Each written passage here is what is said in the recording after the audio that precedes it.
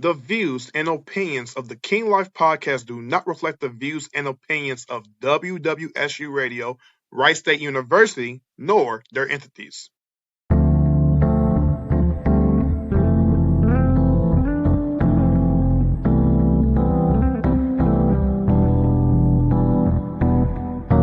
Hello, people, and welcome to the 16th edition of the King Life podcast with yours truly, Josiah Willis. Today, I will discuss the ongoing WWE versus AEW tribalism, why it's healthy, sometimes not so much, and my review over Denzel Washington's latest film, The Equalizer 3.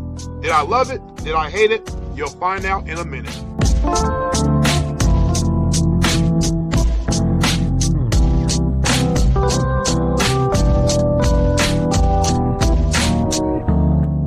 Yes, to say that it's been a while will be an absolute understatement. And quite frankly, there's been a lot of changes happening recently.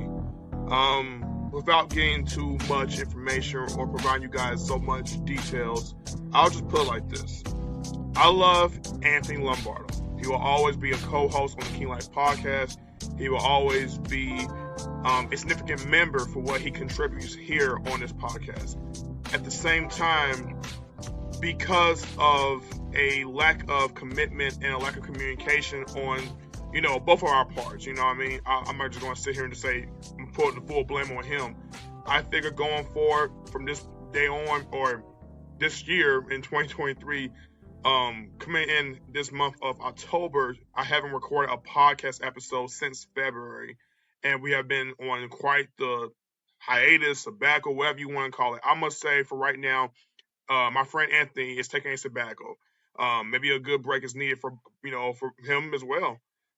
It took me a long time to come to you guys, and I love doing the King Life podcast. I wanted to give you guys some of the best content, some creative, stuff for me to include for you guys. And today is going to be one of those days. And to say that I am happy and I am kind of like finally free. Nah, in all seriousness, we're going to have fun. We're going to just, enjoy talking what I am also very interested in. And if you are interested in listening to these topics, these two topics that I will get to in just about a few minutes, hopefully you guys can take away something from it and apply it to your everyday lives. Yeah, we'll go from there. But first, I would like to give a shout out to The Landing, sponsored by H2O, this Christian ministry group I have been associated with here at Wright State University, the college I attend to. They have a great facility called The Landing. It's this thing we go to where we play board games, video games. We have tournaments, we have trivia nights, but we also have ministry, and we share the gospel of the word, Jesus, you know what I'm saying? Not to be too preachy, you guys. I'm not trying to, turn into an overall all the time religious podcast, but at the end of the day, I don't care. I do not shy away from my faith. I am a Christian. I love Jesus. I love God. And they are some great brothers. So just one shout out to everybody who's a part of The Landing, who's a part of H2O. And going forward, may God bless them. And we see to it that for what they have done for me outside this podcast has really helped. And so I figure I contributed the same by giving them a great shout out here on this podcast. Another thing I do while I'm there, in case you guys hadn't noticed, or now, obviously, I haven't informed nobody because I'm not on social media as much with the podcast and promoting it the way it should be. I'm playing guitar now, and thank God that he sent me a roommate around the summer. He was from Peru. Shout out to Bruno Nunes. That's my guy, one of my best friends. Easily became one of my best friends this year. It's crazy. Went back to his country after staying with me at our apartment for about a month and a half.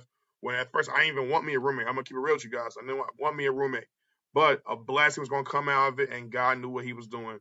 And at that moment in time, it was for me to be blessed with a guitar. That's right, you guys. I have a guitar now. It's an acoustic guitar.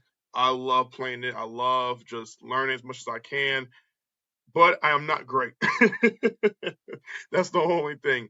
I'm not great, but I am going to become great after, having some more years on my belt, because you got to develop calluses in your tips and from your fingers. You also have to put the time in to learn your chords, which, by the way, is easier said than done. Guitar is very hard to learn. It's a very challenging thing, but I'm willing to be consistent and try to find my flow and my rhythm. See what I did there? The only thing I did not say was rhythm and flow. I said flow and rhythm. You know what I'm saying? Shout out to Cardi B, T.I., Chance the Rapper, even though that show does not exist no more. I love the show. Okay. Got to mention this, but we did record the King Life podcast, albeit on a live edition.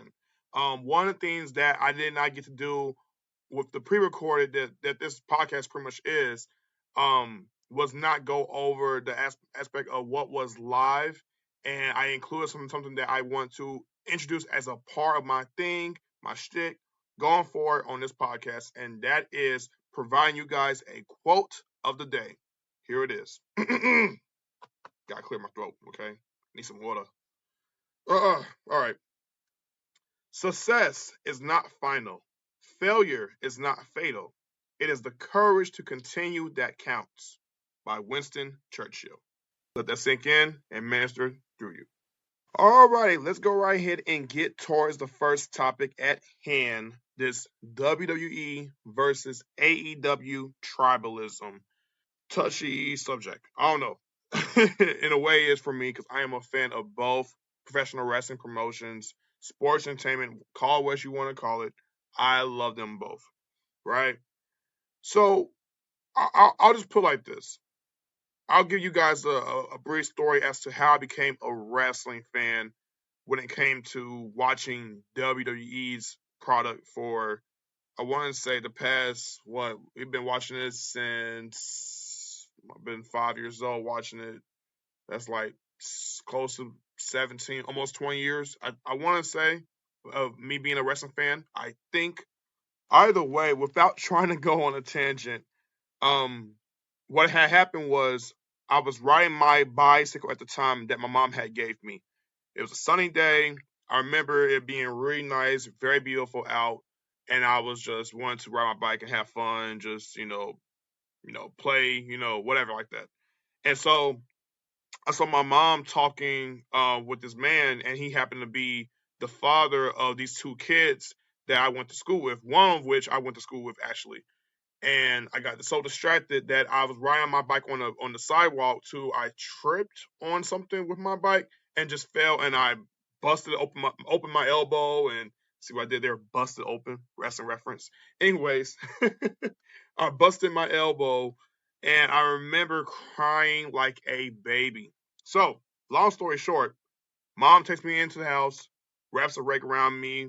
I calm down. My mom turns on the CW. On a CW featured WWE SmackDown. I want to say Friday Night SmackDown. That had to be on a Friday. I would hope so. Anyways, I see The Undertaker, I'm hooked. Umaga, I'm hooked. Bobby Lashley, I'm hooked. John Cena, I'm hooked. The point is, that was the day, as cliche as it sounds, the rest was history for me. Fast forward to 2019, I want to say. I'm a young adult. I'm watching WWE, scratching my head completely over everything. Whether it has something to do with the booking, repetitive matches, the crib being stale, Vince McMahon not adhering to his audiences and insulting their intelligence week to week and not giving them what they wanted, not giving us fans what we always wanted, but only when it counted for it. And that's only because of his decisions. At this point in time, I started to lose my love and appreciation for professional wrestling until I heard about an upstart promotion called AEW arriving on the surface to be an alternative to WWE's product, meaning that you could pretty much go outside of WWE if you wanted as a contracted talent as far as being a pro wrestler concerns. Wrestlers, can leave if they're either getting fired by WWE or they allow their contract to expire and they choose to not re-sign it due to creative dissatisfaction, money, and then other ventures, other different dreams, or you just simply just want to do it because you figure your time with WWE has come to a close and there's nothing left for you to do or to aspire to accomplish furthermore, as we have seen so far with Adam Copeland, shout out to Edge, by the way, who is now with All Elite Wrestling. I kind of realized I jumped ahead just now. So, with that being said, I will also say WWE has acquired the services of a certain Jade Cargill, who, by the way, came from AEW as a homegrown talent there and now has jumped ship to the WWE. They have always done this in professional wrestling. You've seen this with WWE years ago when they was going to War on Monday nights alongside with WCW. WWE, y'all know the overall story. They beat them in the ratings at some point by surpassing them with Stone Cold Steve Austin, The Rock, Undertaker, D-Generation X, you name it. WWE ended up winning the Monday Night Wars, even though WCW had them in competition by beating them for 83 weeks. You heard that right. 83 weeks. WCW beat WWE when it came to ratings on Monday nights. With taking that into consideration, I am going to explain the differences between WWE and AEW. WWE is PG. AEW is not. It is TV 14, I want to say rated, so you can pretty much be a lot edgier. They target towards the 18 through 49, I want to say demographic. WWE is for the kids. They're going to go about characters. They're going to go about storylines. AEW will also incorporate storylines, but they're very, very heavy with their promo talks, with them being unscripted, but also the professional wrestling is still the same. Both shows are predetermined. Okay, let's put it like that. In 2019, AEW was the new hottest professional wrestling market on the scene. Everyone was looking to enjoy watching Dynamite on Wednesdays. Of course, they have now contributed to adding Rampage and Collision on their shows. But back in 2019, NXT and AEW were going to war on Wednesday nights to go for, I want to say brand supremacy, but rather rating supremacy. AEW, long story short, beat NXT when it came to the ratings. One of the reasons why, they're new, they were fresh, they were hot, and they had some of the biggest stars from WWE, from WCW, from TNA, from ECW. I look at AEW, by the way, as a hybrid promotion of all of those things: New Japan, CMLL, the independent circuit, all that. I'm sorry, I said a lot, because really, when you think about it, it's true. It's just I don't think a lot of wrestling fans really get into that. If you're a wrestling fan, by the way, and you know the difference or you know anything that was similar that AEW and WWE both share, let me know in the comments below as well. I love AEW.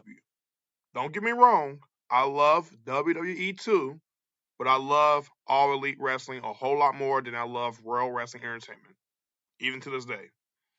They're both still great in their own way. Both are entertaining.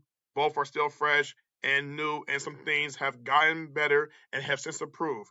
Neither company, let me just preface this to you guys right about now, for those who are true wrestling fans, neither companies are perfect for what they offer, no matter how good it may have appeared or how bad it may have been.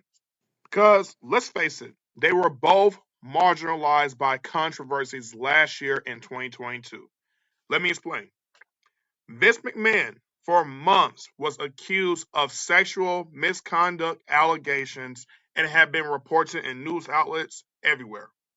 Vince McMahon has been owning the WWE, has been running his company as the CEO for over 4 decades.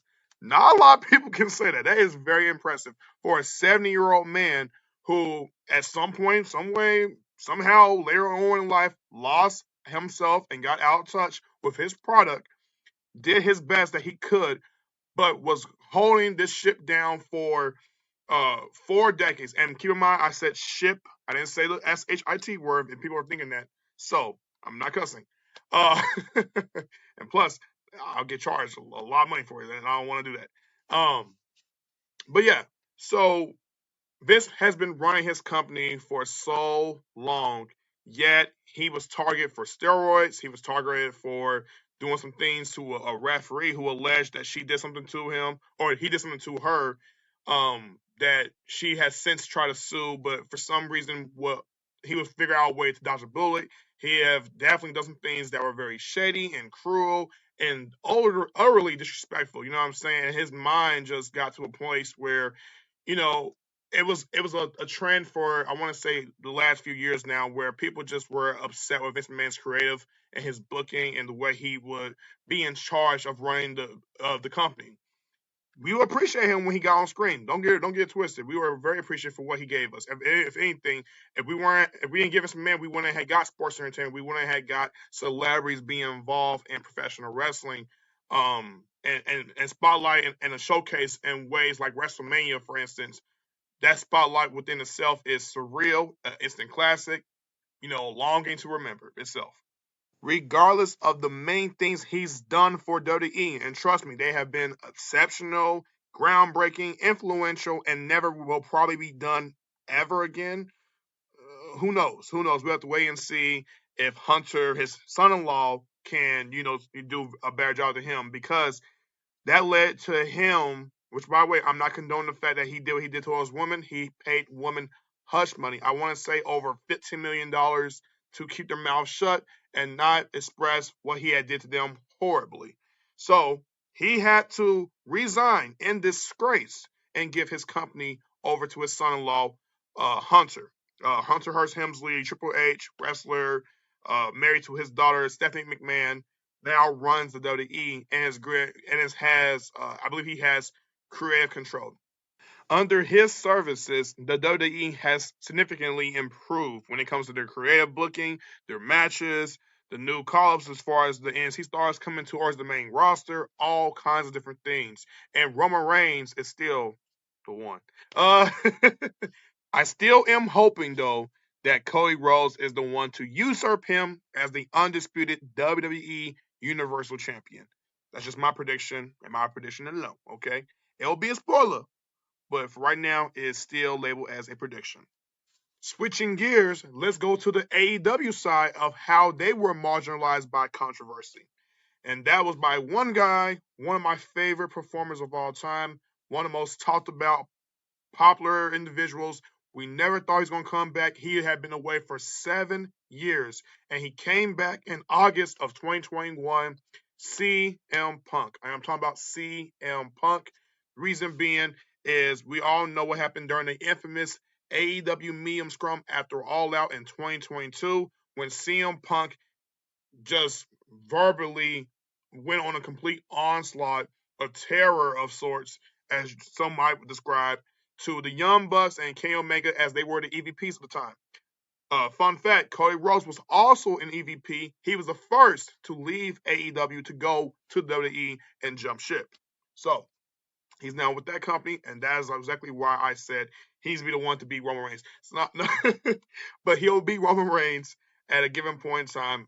It'll happen. We'll have to wait and see. And I love CM Punk, but he gave AEW one of the most unprofessional interviews ever. He really hammered in home how much he despised the locker room, how much he was calling Tony Khan out for not getting on his talent. It was very uncomfortable to say the very least, and at the slightest did AEW a lot more harm than good. Now the perception was, if I'm going to come to AEW, am I going to be surrounded with talent that are going to remain professional, or are they just unprofessional and they're just children? Because one of the main criticism about AEW is that they have a lot of young stars and young up and comers who don't listen to professional wrestling veterans in the business who look to help encourage them to do very well and become a success and draw money.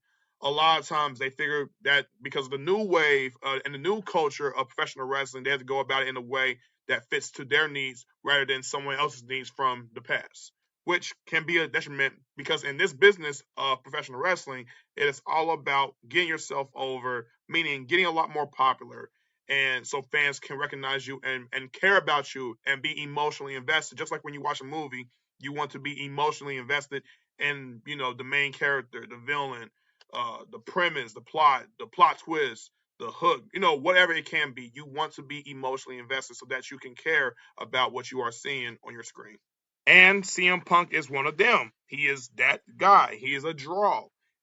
But he went to business for himself that very night when he decided to take shots at a lot of the other performers in the back and completely just pooped the company, just everything was mad. It was messed up. It was funny, but at the same time, it was not courteous, nice. Nothing about it felt just overall good. And Punk wasn't feeling good. He was not mentally, good coming into that post-meeting scrum. He had just hurt himself physically and was really just weighing down all his problems. And just speaking on his behalf about some things, but you did that publicly. That's the difference. He didn't do it privately. He did it publicly and pretty much showed his behind in front of a lot of people who were doing press that day. And that led to a backstage fight encounter with some of the talent backstage. Punk would end up getting suspended. They ended up getting suspended.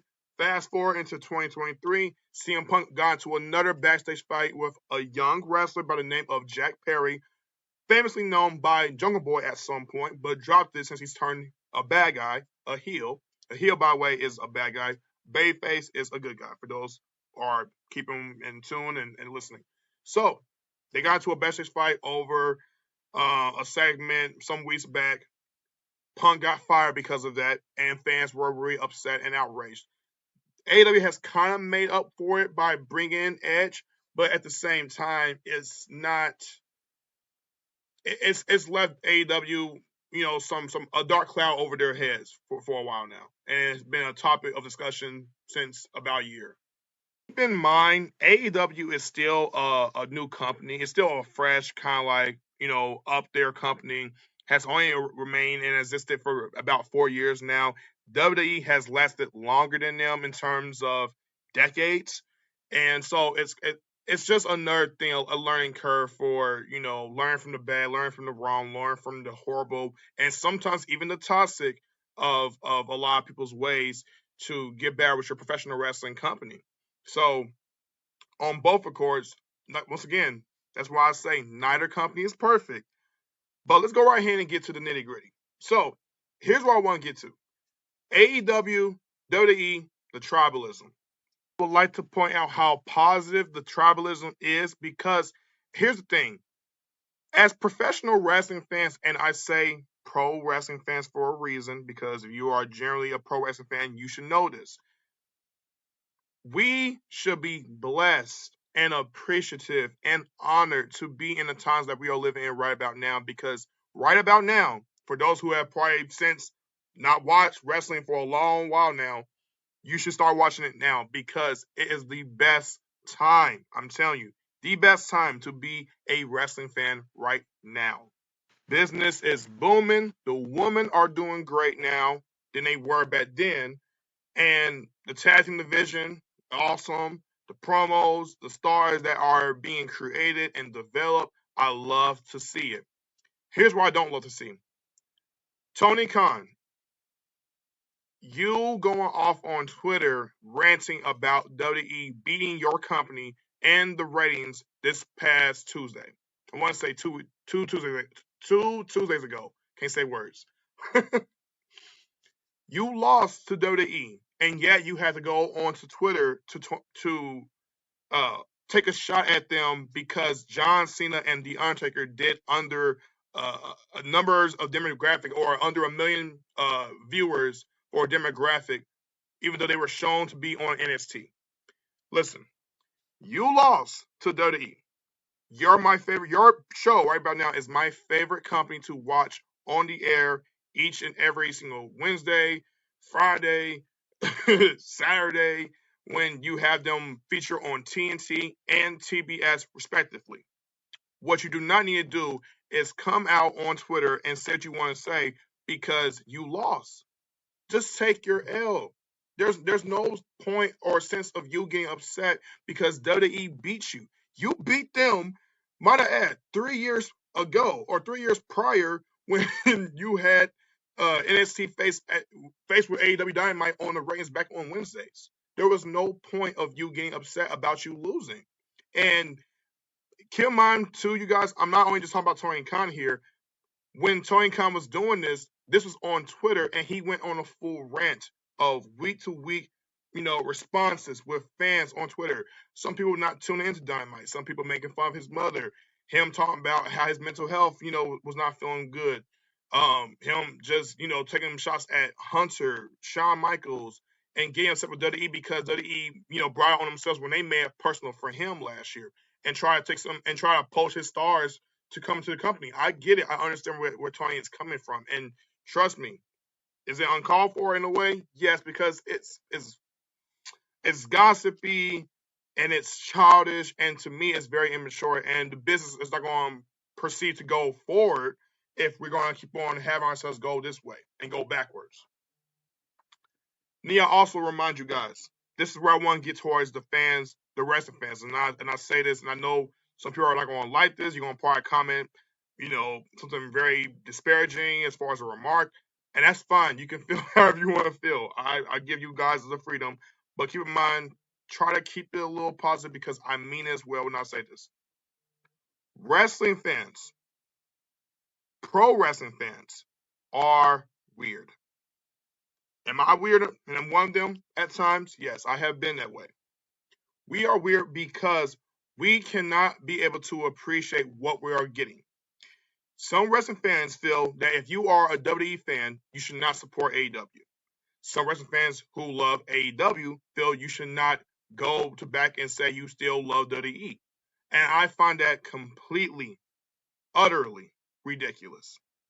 Because I love both companies. I love professional wrestling as a whole, and I want to be able to appreciate the other. Can both companies improve on some other things? Yes. What are some of the improvements that WWE and AEW should make? Okay. Develop new stars. That's one of them. Focus more on creating unique storylines. Give the woman division time in the ring because they should not be getting 1 minute one matches. Sorry, Tony. Stop giving the woman one matches each and every single Dynamite, a Rampage, let alone a Collision. We need more women to be spotlighted. You're doing a hell of a job with that on Ring of Honor right now because you still own that company as well. But still, spotlight your woman on AEW. I do not care about the division right about now. I should care about it, and that sucks. WWE, same thing. Improve on that, but also improve on the fact that you have the talent there. Stop wasting your talent and stop letting them collect dust for when wrestling fans don't care to when we watch these shows and the crowds are dead. Same thing with AEW. I'm holding you both accountable. Wrestling fans, what I'm holding you guys accountable is to let it go. Edge is in AEW. That should be a great thing. That should be a wonderful thing. Not he's a traitor and he left WWE. Oh my gosh, how could you do that? The man has been with he's been with WWE for 25 years. Has done literally everything there is to do. That is long enough. Yes, and I get it. Being a lifer is one thing, but still, that is long enough for a guy to say, I'm about ready to call it quits. And he was going to retire too. But he was convinced to come to All Elite Wrestling because why not? Why not get your name elsewhere? Why not benefit elsewhere? That's smart. Jay Cargill, the exact same thing. She left because Tony Khan didn't want to pay her enough money. And she figured, okay, if we're not going to go about contract negotiations the way I see fit, I'm going to leave and go to the rival promotion. And when I say rival promotion, just know I just put my fingers up and put in quotations, but I digress. Listen, y'all, and I'm trying my best to calm myself down because I'm getting really passionate and I talk fast when I get passionate. Appreciate what you are getting. Love it for the way it is. You don't have to support all the time. You don't have to agree with most of the choices or decisions being made. And trust me, I've had my fair share of going through that multiple times throughout being a wrestling fan, where I question things in my brain.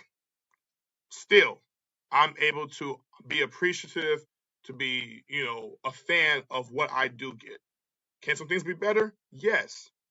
Do we want things to get worse? No. And if we do, then we're overly dramatic and toxic people and are miserable. And I'm sorry. I have to keep it real. We shouldn't be that way at all. So yes, that is my take on the WWE versus AEW tribalism. Is it good to have competition? To sharpen another man's or another person, another company's iron, I guess you could say, right? Yes, that is great because the business will improve on both ends. What is not good or great, however, is the toxicity that is met with social media. is met with Tony Khan and coming out of his character, or Hunter coming out of his character, or Sean coming out of his character, whoever, focus on doing y'all shows great. Stop focusing on the other. And here's my concern and worry. I don't want AEW to become WCW 2.0 because to me they're not. They're just as good, if not better, at times than most WWE will give them credit for. Just keeping it real. The same thing with WWE. Focus on what made y'all great in the first place and continue that trend and build new stars. This is for every single thing I'm saying here, respectfully. And I would like to add, WWE, y'all are doing great with the Bloodline story, the Judgment Day story. Keep it up. Tony Khan, the Adam Cole, MGF, Strange Bedfellows, turn best friends storyline. Keep it up. Edge and Christian, maybe reuniting. Keep it up. Y'all sold out Wembley Stadium this year when everyone doubted AEW would not sell out all in with Wembley Stadium in London, England. Y'all did it. So y'all are a complete great and y'all own right. Y'all necessarily need to be considered to be a number two. You can be number one in your own world. Who cares? Y'all are both excelling on all cylinders. WWE, y'all are drawing out $1 million houses from each pay-per-view, premium live event, whatever you want to call it. Y'all are killing it. Both companies are killing it. Let's appreciate it. Moving on, we have my next topic at hand. It is my official review over the Equalizer 3. Technically, this will be a part one. A part two will come on my other YouTube channel entitled My Name, Josiah Willis. Okay, let's highlight some positives. Overall, as a film, I thought The Equalizer 3 was fantastic. And shout out to Antoine Fuqua, who directed the first Equalizer, might I add you, and directed this one. He deserves a lot of credit for his masterful direction. The action sequences were great. They were breathtaking at very best. The fight choreography, the cinematography, top notch. And of course, you have Denzel Washington playing Robert McCall at his best, being this vigilante of an action assassin, CIA agent, whatever he is. He was killing it. Denzel Washington, nothing but praise from me. And plus, on top of that, he's my favorite actor. You know what I'm saying? My favorite actor of all time. Oh, yeah. And that's right. He also did part two, too. That sounds so weird coming out of my mouth. But yes, part two, Antoine Fuqua directed as well. Essentially, the synopsis was that Denzel had gave up being a government assassin when it came to, his character Robert McCall, and decided that he was going to serve justice on the behalf of the oppressed by going to southern Italy, and I guess you could say he lived there. He was traveling there, but he decided it's going to be his home. And I'll give my takes on that in a few minutes, so just bear with me. Don't get me wrong. When it comes to that question, or whether or not I love this film or I hate it, I love this film. But I will say this from the get out, or right out the gate. I'll say that to me, the first Equalizer, in my opinion, was the best. For complete nostalgic purposes, I will say I enjoyed seeing Denzel Washington and Dakota Fanning in the same film once again. It has been a minute. I don't know if you guys can relate to this. Maybe you can, maybe you cannot. Maybe you were older around this time. But for me, as a Denzel fan, seeing Dakota Fanning and Equalizer 3 to me made up for my childhood because I loved Man on Fire. Man, when I say made up, I mean it brought me back to a place of where I was watching Man on Fire for the first time and seeing how little and how young she was and how youthful and exuberant she was around that time. But now she's playing this character where she's a cop and she's trying to, serve justice and do it well. I will give my taste about Dakota Fanning's acting in a good while. I'm just letting everything sink in for a little bit so you guys can take in how I feel about this film so far. Oh, by the way, leave in the comments below, how did you guys feel about this film? Did you love it? Did you hate it? Were some of the things that you felt could have been better? Were some of the things that you felt was, okay, it was just good? And if y'all want to see another Equalizer 3 or Equalizer in the future, and perhaps maybe a biopic about how we got Robert McCall to begin with. That would be awesome. I heard there's rumors going on that Michael B. Jordan might be in the film, or his son John David Washington will be in the film. Uh, I guess you could say like playing the role of his father as a prequel. I'm down with that. By the way, I meant Denzel's son. The casting of this film was really decent. I'm not saying that everyone did a poor or a bad job. They were also horrible. It's just none of the actors to me really stood out. I never saw myself seeing any familiar faces.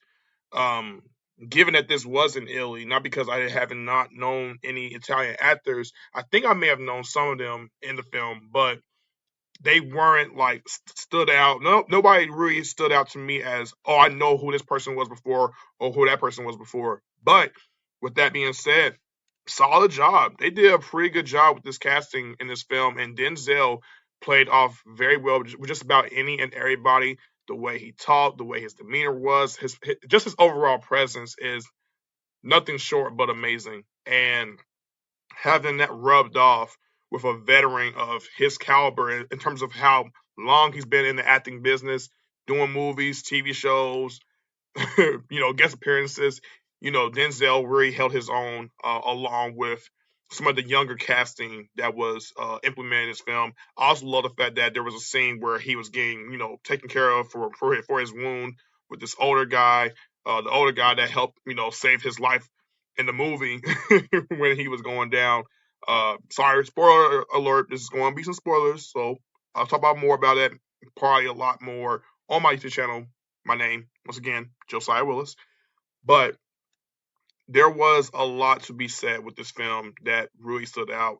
And like I said, tremendous film. Thought the killing, the sequences, the way Denzel just, I don't want to cuss. I'm not gonna say the B word. You know what I'm saying? I mean like the bad. If bad. I'll just say bad, right?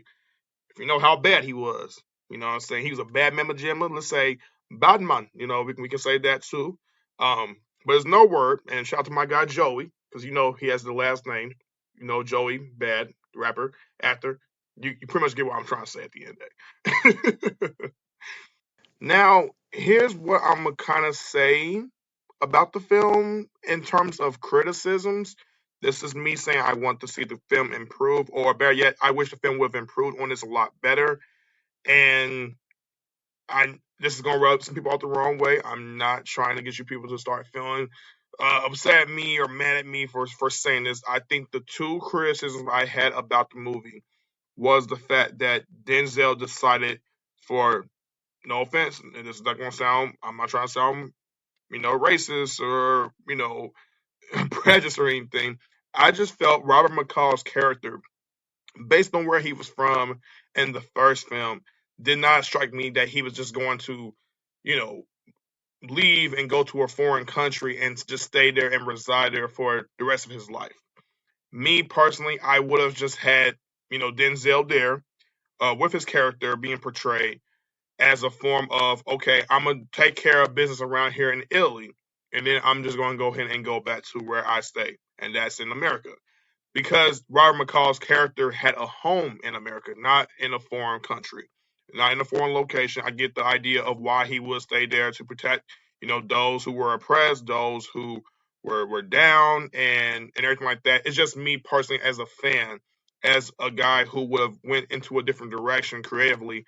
I would have had Robert McCall's character just reside still in his home in America.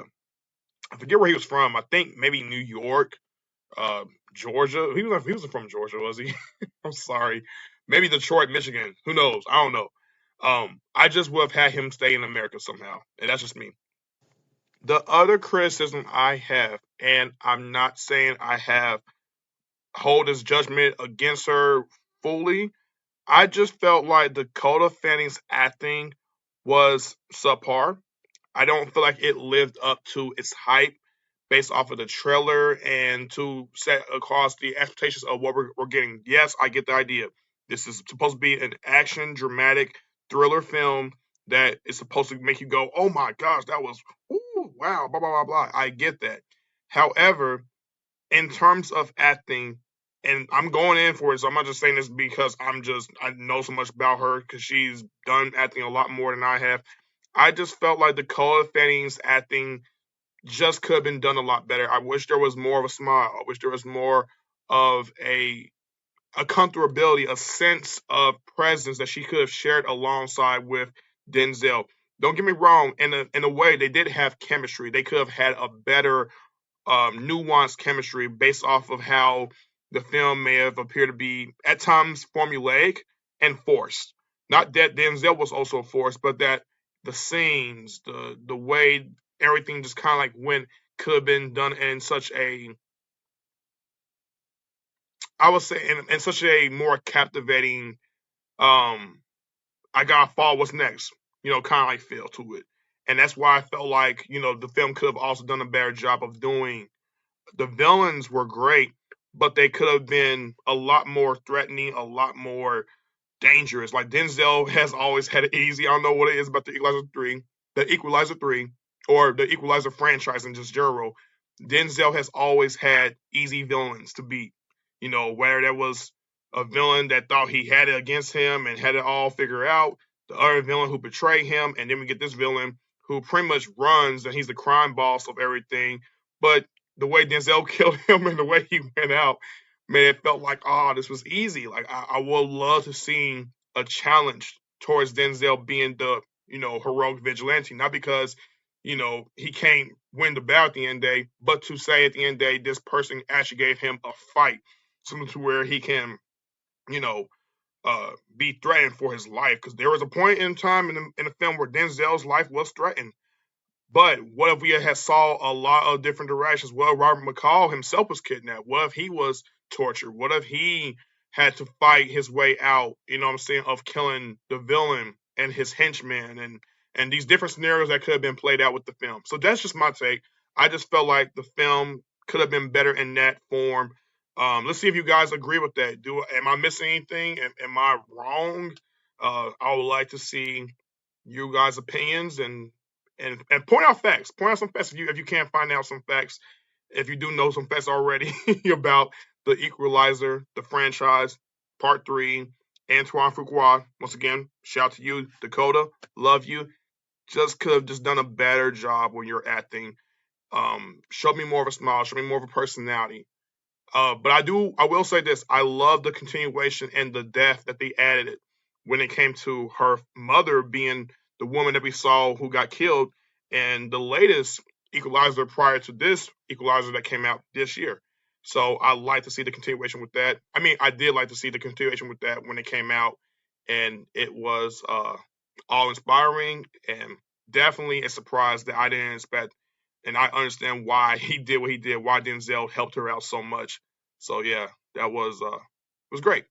My apologies, guys, if I kept on rambling to which it may have annoyed you guys. I apologize once again if I was rambling or I kept on rambling for some moments. I am trying my best to sometimes figure out in my own brain where to go from this stage to that stage. But here we are to come at a close for this new edition of the King Life Podcast. I hope you guys enjoy these topics, man. I worked really hard to get these topics out, to say what I wanted to say. I love Denzel Washington's performance in the Equalizer 3. I thought the film was great, fantastic, a nice way to end the franchise if it is the end. However, I wish it could have just been done just a little bit better, in my opinion. All right. As far as we're considering the WWE versus AEW tribalism, WWE improve, AEW once again improve. I keep saying once again. I'm sorry. The repetition is getting to the best of me. Okay. Anyways, if you guys enjoy this podcast, the King Life Podcast, feel free to like, comment, subscribe on YouTube. All right. Follow us on Apple Podcasts, Deezer, Spotify, whatever you use, Pandora, we're there. And yeah, man, I love you guys. King Life, we are out.